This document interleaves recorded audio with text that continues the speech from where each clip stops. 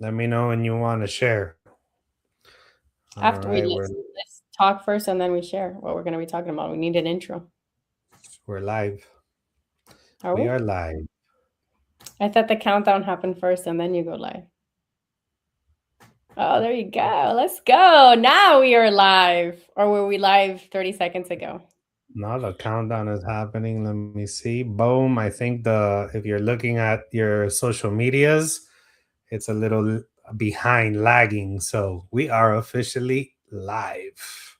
Yeah, it's happening now. The countdown is happening now. And I don't like the countdown. My brain moves too fast for countdowns. I need things to happen We are quickly. live. 100% right now live. So this is our first episode of going live, ladies and gentlemen, Smart Money Deals. Today we're going to be showing you a deal we just made $35,000 on without buying it, without credit, without swinging a hammer. We're going to show you where we got it from, how we got it. And every Thursday, starting at 3 p.m., we were setting up the technical side of the studio. But every Thursday at 3 p.m. Eastern Time, you can find us here on our YouTubes, our Instagrams, our LinkedIns. We will be doing live smart money deals, showing you guys the deals that we've made money on, even deals that we've had challenges on, so that you guys can learn how we were able to get them and all the different ways we made money. That's the purpose of going live. It's a little bit of reality TV with some smart money analysis of did we make money on the deal or not. I'm obviously here with my partner in crime, Miss Ivelis, Miss Liz, whenever we talk to the Midwest, because nobody can say Ivelis in the Midwest. We should have that sound that goes bam bam bam bam bam when you make money. You have it, the little button that goes bam bam bam bam bam. What's up, guys? I'm here today. So we wanted to just share with you guys kind of the ins and out of a real estate investment business, the different types of deals that we do. Something that's unique for us is we do all types of deals. We flip contracts, we do novations, we do creative deals, we fix and flip, we have Airbnb. So I think it's cool to share with you guys just real deals, like deals that we're doing actively. We're going back, and as deals are coming in and deals from the past that we think there's a valuable lesson that we can share with you guys. That's the idea. We're going to share deals with you guys, break down how much money we made, what happened, and also just keep it real, because I think there's a lot of people right now talking about like, oh, I made all this money, but they're not really sharing what happened, right? What were the challenges that we had to overcome to get to the closing table? Because part of this business of being a real estate investor is about overcoming just the mud, the stuff that gets thrown at you. And that's what makes you good at real estate investing. You can work through challenges and close and get deals to the finish line. And I'm here with Kevin, my non-bearded partner. I almost didn't recognize him when I saw him on the thing. I was like, whoa, whoa, whoa. Who are you? What's going on? Taking it back to 1999, when I was, a young whippersnapper out here in these streets. Listen, men don't need Botox. All that men need to do is just shave their beard and they go back 15 years. You look like a child right now. The funny part is I went to trim today and I forgot to put the clip on the electric razor, and then I went right down the middle. And I was like, oh, there's no trimming today. Today we're going to take it back to the old school. So, flash, what is it? Flashback lives. All right, Throwback. It is Throwback Thursday, so I figured I would come back with the throwback baby face. all right, let's get into talking about real estate investing. So, for those of you that haven't seen my stuff, I mean, if you're seeing this, it's because you've seen my stuff. But if you don't know me, I'm a real estate agent, real estate investor, closer, all the things. In our business, we do a mix of all different types of deals. We have buy and hold properties, we fix and flip, we wholesale. I am a licensed real estate agent. We list properties, we help people in residential transactions. So, we have a pretty robust business. We do all kinds of deals. We're going to break down for you guys the sexy ones that people want to talk about, the ones where we made the big bucks, and also break down the process for you guys. You want to get the party started? Yeah. So this one, share your screen again, and I'll put it in.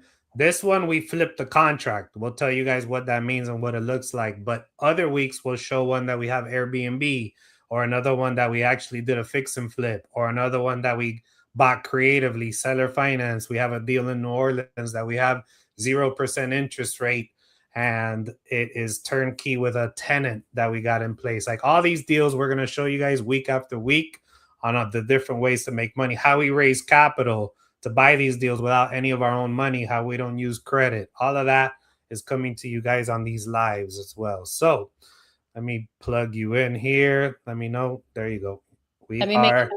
I don't know how big this is. All right, guys. So this is a deal in Miramar. It is a transaction, like a wholesale deal, as Kevin likes to call it, flipping contracts. We actually got this contract from one of our joint venture partners. If you have an opportunity and you don't know how to get it to the finish line, how to negotiate it, you need somebody that has the experience to come in and help you get that done. That's what we're here to do. So this actually came from our JV partner, Daniel. He's one of the agents in our network. He started doing conversations and doing cash offer cold calls. He came across a lead and he's like, hey guys, can you help me close it? He sent it over to us. And let's look at the HUD for the non-believers. Let's look at the HUD for the non-believers. Where's it at? 35,000 assignments. Let's go. I don't know how much I can zoom on this, but here it is, 35,000 assignment, 2. Now, let me make that. Now let's break down the deal, right? How we got it, what happened, what the process looked like, and what were some of the roadblocks that we had to overcome to get this deal to the finish line. Because I think that's the juicy stuff. So why would someone sell their property for less than market value? Well, this person specifically, the seller, she was in a position where she needed to move quickly to another state with her family members. She was older. The property needed a ton of work. She didn't have the money to do it. She had started doing some stuff and then just kind of gave up on the process. And for her, speed was really important. She mentioned many, many times she just wanted to close quickly. She didn't want to list the property. She didn't want to go through that process. Daniel brought us a deal. We were actually heading to New Orleans. I was at the airport with my boyfriend, well, now fiance. I forget that I'm a fiance now. And Daniel did a 3-way call with me, with the seller. I walked her through the process. We negotiated. We got the deal locked up. At the airport, as we were about to leave to go to New Orleans to go check out another property that we were buying. And all of this happened like on the phone, right? We never went and saw the property before we locked it up. Went through my whole process, negotiated. Kevin was coming in to meet with us. And I was like, I'm sorry, I can't talk to you right now. I'm locking up a deal. It's business time. And no, that's not how it went down. I showed up to the airport. You guys had already checked in. You were waiting at the terminal to get on the plane. We were flying to New Orleans on that deal that we picked up creatively at 0% interest rate to go see it for the first time because we just closed it.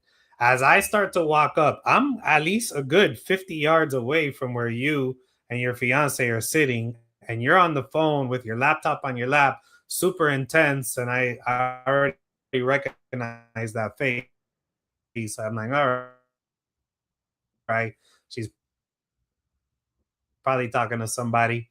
And then I come in about, don't.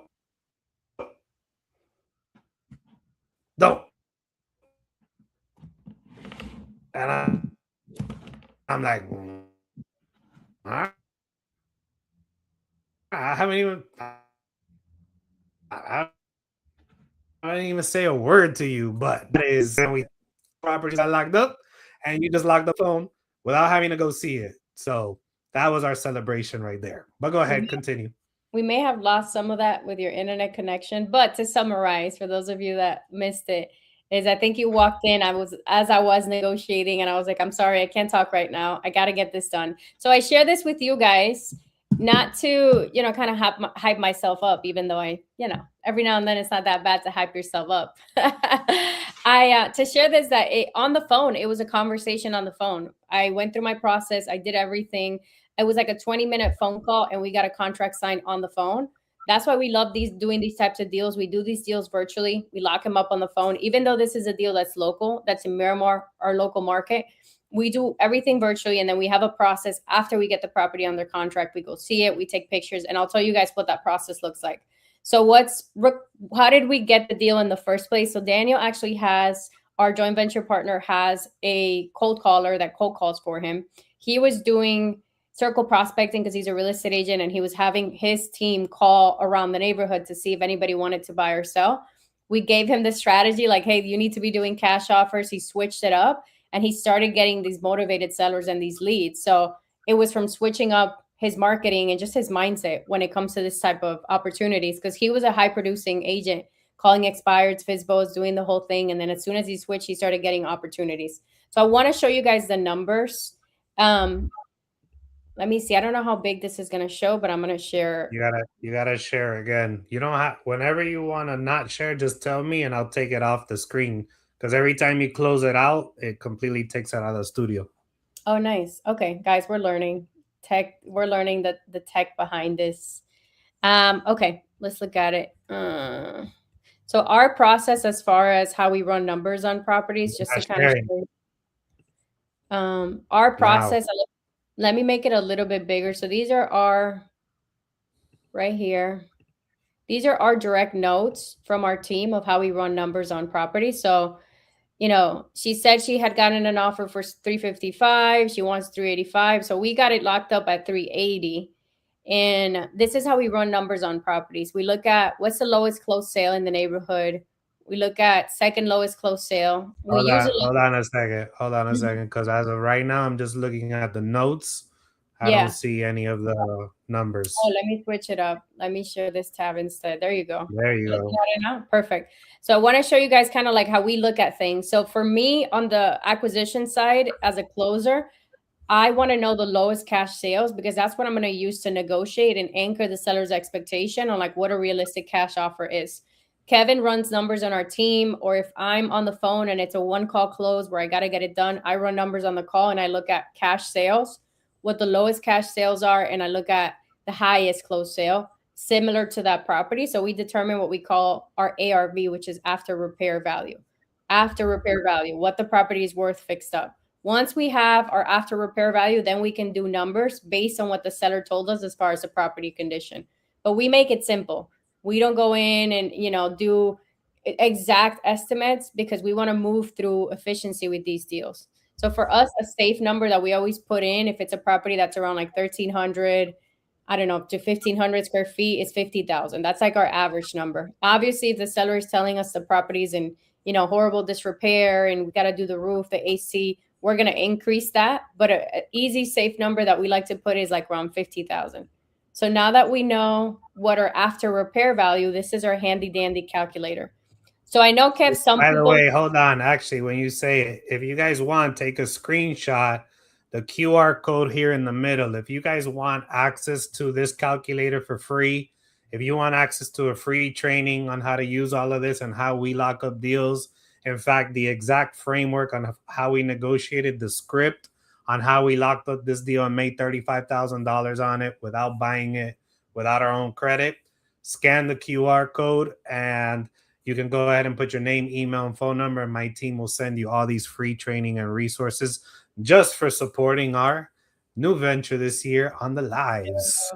We're going live. So this is how we run numbers. I know with the internet, there's a lot of information about the 70% of ARV and like all this good stuff.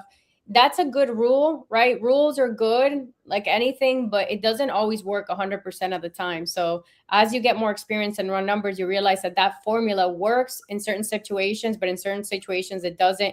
Like, for example, this is a hot area for fix and flip. So we know that, you know, even if that formula isn't 100%, we're still going to be able to move the deal if it's at a good price because we know that there's a lot of investors in that area. So like on this one, based on the notes that we had, the ARV, like the most that the property can sell for fixed up, is we had 575. So I'm going to start with the end in mind, 575. Based on the notes, property did need repairs. This one was probably closer to like 70,000. On this one, I believe the roof needed to be updated. There was a pool. There was a lot more work that needed to be done on this property specifically. So let's say 575 is what the property could sell for. The investor that's going to come in and buy it, or we, if it was a property that we were going to keep ourselves, let's say we're spending around 70,000. So after repair value, repairs, 70,000, and we always put in for closing costs 8%. So what is that? 6% for commissions, right? Because we got agents. And then we've got closing costs, right? What's closing costs? Like cost for insurance, title costs, all of that. We always and it's closing when you buy the property as an investor, and then closing costs if you sell it, right? If you're fixing and flipping, you're buying it, you got to pay closing costs. Then you turn around once you have it renovated and you sell it, you have closing costs there. So the realtor commissions are on the selling side, right? Once you have it done and you put it out on the market, if you're selling it, a buyer's agent brings you a buyer, you typically offer them a commission, and it depends if you're an agent or not, whether you're going to pay a listing commission as well for the person who's helping you list the property. If you're refinancing it and you're going to keep it, then obviously that's a little bit of a different number. Yeah, thank you for clarifying that, because obviously on the front end, it's a cash deal, it's a direct deal. So we're not paying commissions per se, but we have to think like with the end in mind, right? When we fix up the property, we're going to have to pay commission. So we put that up front as part of our cost because we're going to have to pay it, not now, but sometime down the future.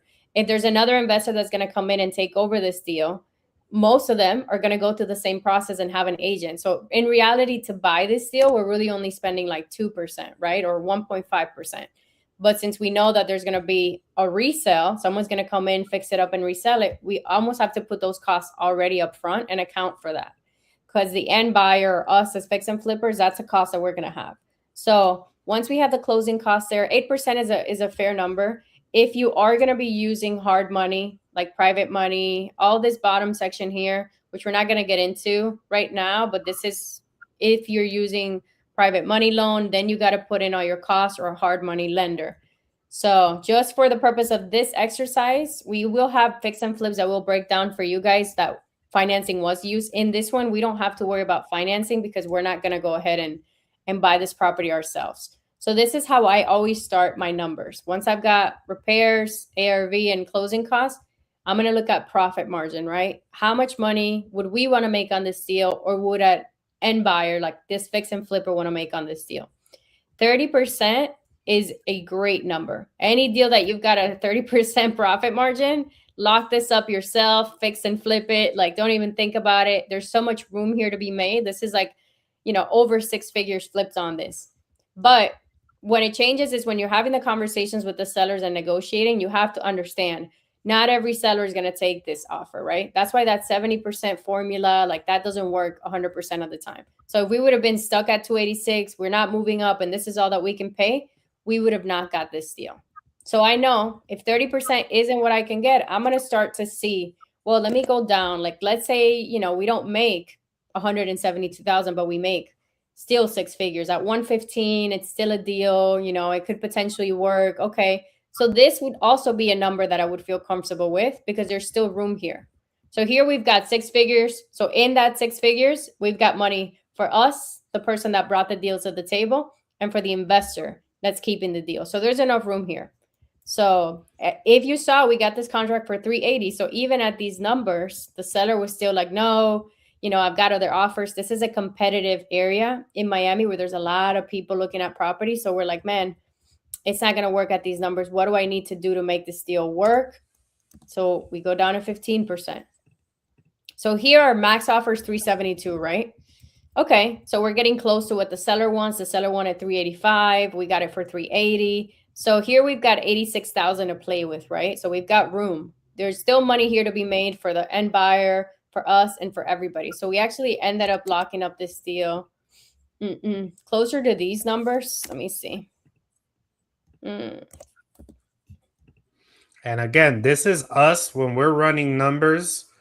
We're assuming a buyer's going to spend 70,000 in repairs or 50,000 in repairs.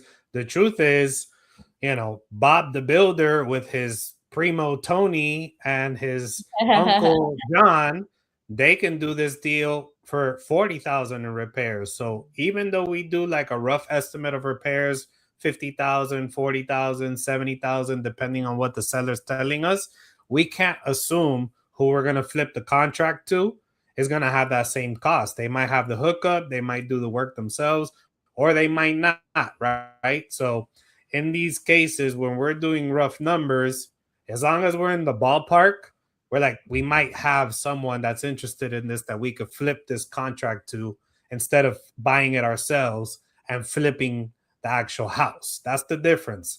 In this case, we were analyzing numbers thinking, do we buy it ourselves or do we get it at a good enough price and flip the contract to someone who wants to buy it and fix it and either sell it or keep it?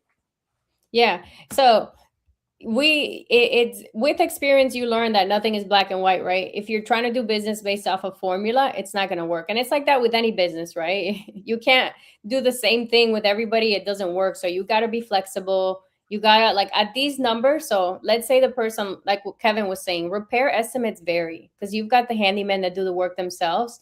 For us, because we have to hire it out, it's going to cost us $60,000 to do a job. But for someone that has their cousin and, you know, their cousin's cousin to do the work, they can do. I've seen somebody do a renovation for $20,000 that would have cost us $60,000 just because you don't have the labor costs and it's cheaper for them to do it. So these are, let's say they spend $50,000, there's $97,000 in profit. So there's money for them, there's money for us, there's money for everybody. So in this scenario, we don't know yet how much money they made. Have they finished flipping it yet? We don't have that information yet because this was something that happened last year, not that long ago. So let's say in this scenario, 97,000, we made 35 and they ended up, let's say, making, let me do it over here. We made 35. Guys, for those of you on IG, if you're commenting IG, for some reason, those are not showing up. But if you go to our YouTube channels, if you comment on there, the comments will show up. We can answer questions on Facebook. The comments do show up as well on our Facebook pages. On Instagram, for some reason, it's not showing the comments. So if you guys are posting, but this will be recorded and uploaded automatically to our Facebook pages, our Instagrams, and our YouTubes. Yeah. Oh, that stinks. We can't see people on the gram. Sorry, guys, we can't see you, but here we are. So yeah, just to give you guys a breakdown of this deal. So let's say this fix and flipper is going to make 62,000 on this deal. We're making 35. It's a win-win. And at the end of the day, the seller got exactly what they wanted, because in this situation, and this is kind of like reframing people's mindset and beliefs around, you know, why someone would sell and do a deal like this. For her, convenience, speed was more important. Because if she wanted to go ahead and sell this property on the market herself, she would have had to go ahead and fix it, put it on the market with an agent. She needed to get to where her family members were and relocate. And that was more important for her in this situation. So that was the most important thing. The money wasn't the most important thing. And I know for a lot of people, it's like, wow, it's always about the money. They want a lot of money. For some people, it is, right? If they've got the time to wait, they don't care. They can fix it up themselves and go through all of that. Like, that's fine. But in this situation, it didn't make sense for her. Now let's talk about, like, and just to tell you guys, this 35,000, we have partners and people that we partner with. We had one of our partners made $11,000. He just brought us the deal and we negotiated it. We found the buyer. We handled all the challenges through the transaction and he made an easy $11,000. So if right now you are like, hey, I don't know how to get my first deal, just know that there's people that can come in and help you get that first deal locked up. He made $11,000 with us just by bringing us this deal. And we handled everything, the negotiations from the airport, on the phone, getting deals locked up. And we had another partner that also brought us the buyer on this deal. So we had multiple partners on this deal. This business, real estate investing, is all about partnerships, connections. So we had someone that brought us the buyer. We helped them with the process from beginning to end. We locked up the deal. So everybody won. It was one of those situations where everybody made money and it's a win-win for everybody. Hey, Rashid. Yeah, this is going to be saved on our YouTube channel. If you're not following me on YouTube, my YouTube channel is the same handle as I have here on Instagram.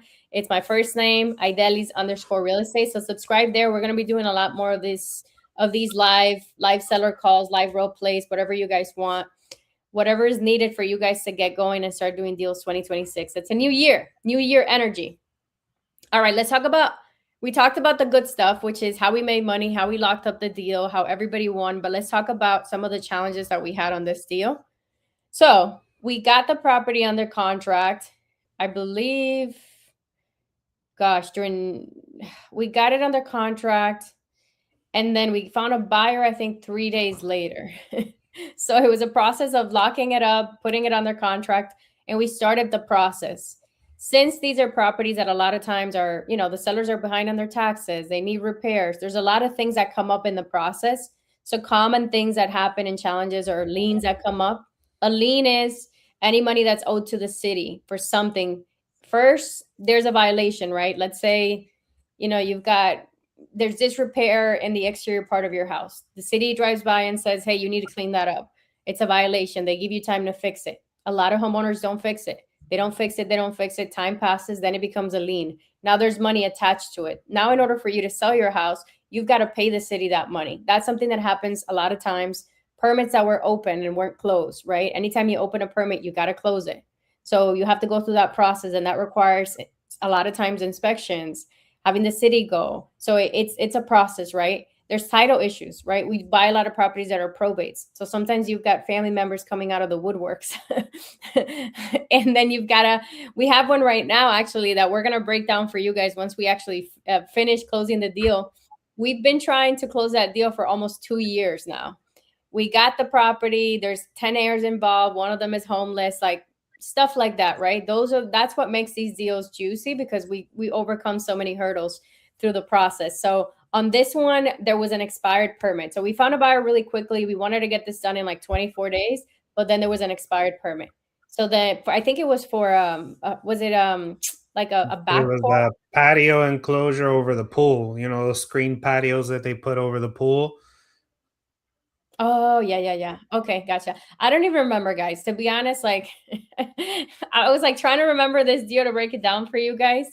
But we have a team that handles like the transaction coordination. So they like bring me in the loop when they need me. On this one, basically, it's either we decide to close with the expired permit, or we try to fix it and then close. And it depends, because sometimes there's some investors that are like, you know what, I don't care. I know how to deal with expired permits. I can handle it myself. And we could have closed in 30 days. In this instance, the buyer was like a little cautious. He's like, no, I want you guys to close out the permit first.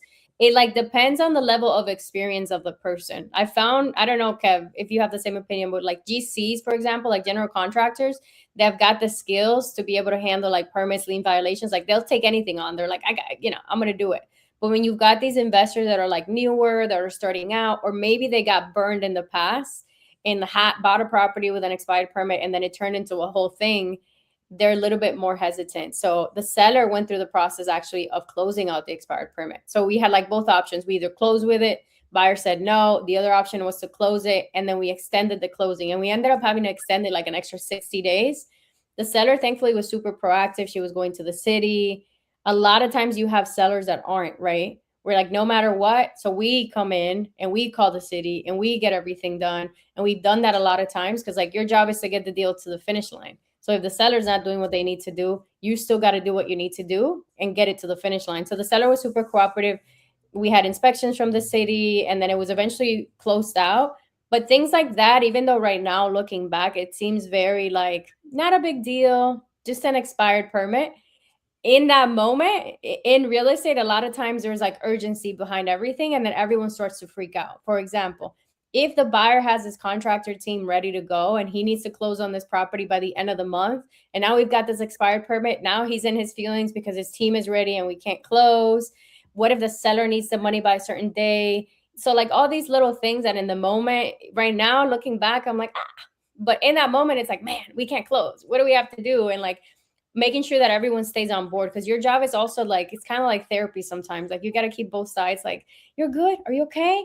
How are you feeling today? No, we're going to get this done. It's almost like forward momentum and making sure everybody's positive and feels good. And then on the seller side, don't worry, we got this. We're going to handle this. It's just an expired permit. Let's do it together.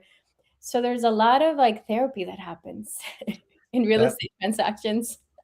We got Chandra Patterson in the house. You're my favorite peeps too. What's up? The recap to this, guys, and we appreciate you spending time with us. This deal came because we weren't scared to talk to somebody. We showed an agent that there is different ways to make money in this business. We networked with them. We understood that the efforts that we put in our marketing and sales gets multiplied, the more people that know that we buy properties creatively, we buy properties cash.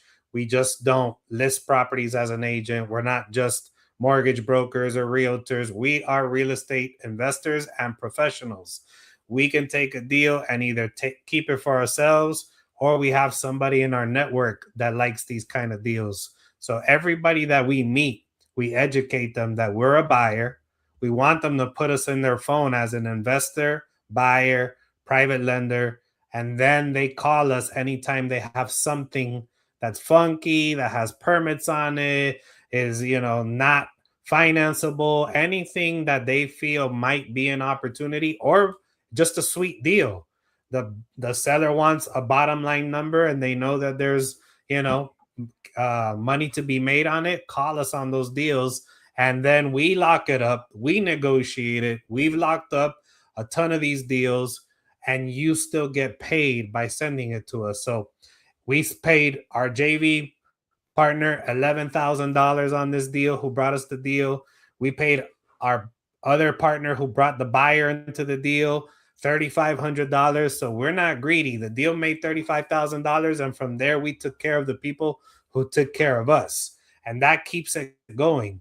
Sure, we do direct mail, cold calling, Facebook to get opportunities, Facebook marketing to get opportunities, but a lot of our great opportunities come from people just like you, who are on these lives or who come to our Zoom coaching programs, and they learn all the different ways there is to make money, and then that you guys are interested in. Scripts for free. The calculator that we just showed you guys completely for free. Just scan the QR and we'll take your information and text you all the free resources as well. Yeah. So I think we had a little bit of connection issue, so maybe it was on my end, Kev. But just to kind of recap on that one, on that deal specifically, we paid our JV partner $7,000, and we paid the other partner $11,000. So imagine, we made money, they made money, so it was a win-win for everybody.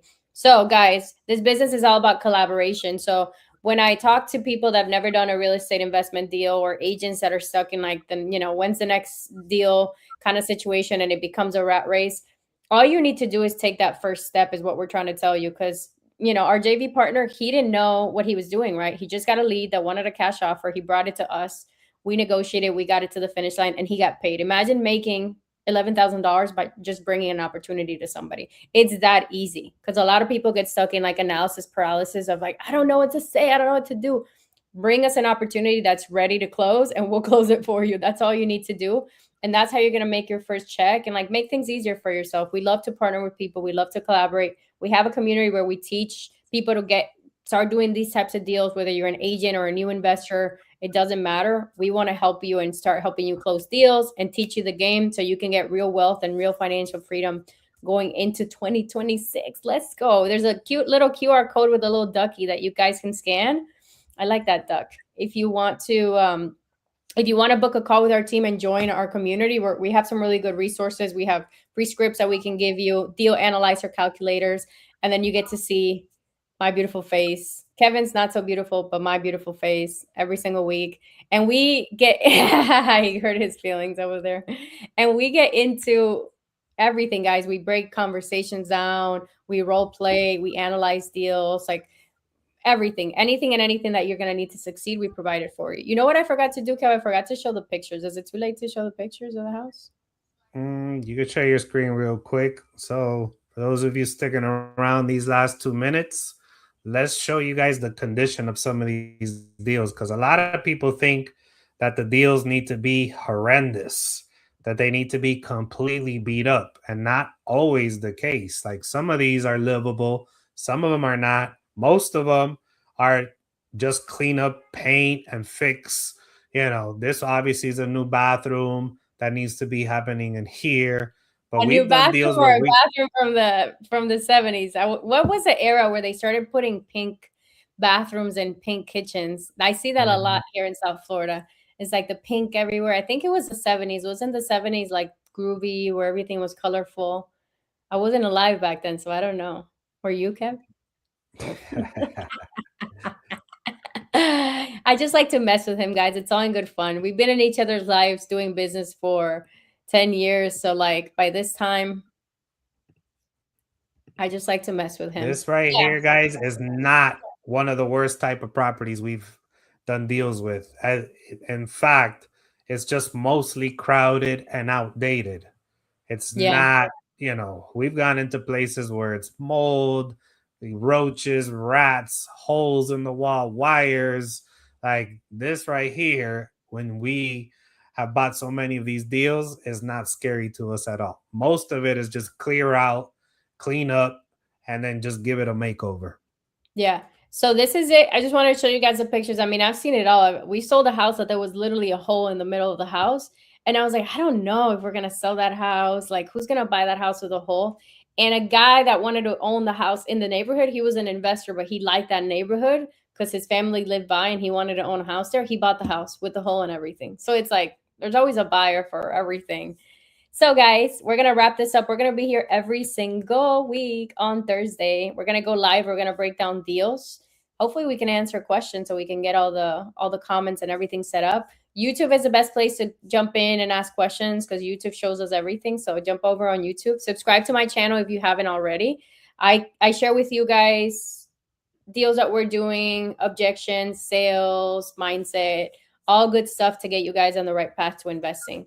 I'll see you guys next week. See you Thursdays at 3 Eastern. For those of you that are on, on the West Coast, we are 3 p.m. Eastern. All right, Kev.